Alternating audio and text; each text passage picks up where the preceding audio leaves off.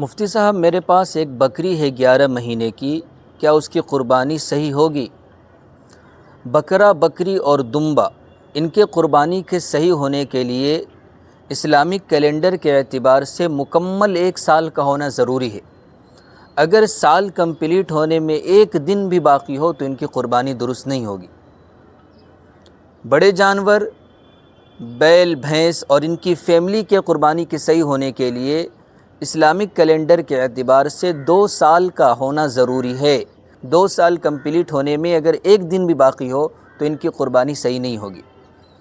اونٹ اور اونٹنی کے قربانی کے صحیح ہونے کے لیے 5 سال کا ہونا ضروری ہے۔ اسلامک 5 سال کا ہونا ضروری ہے۔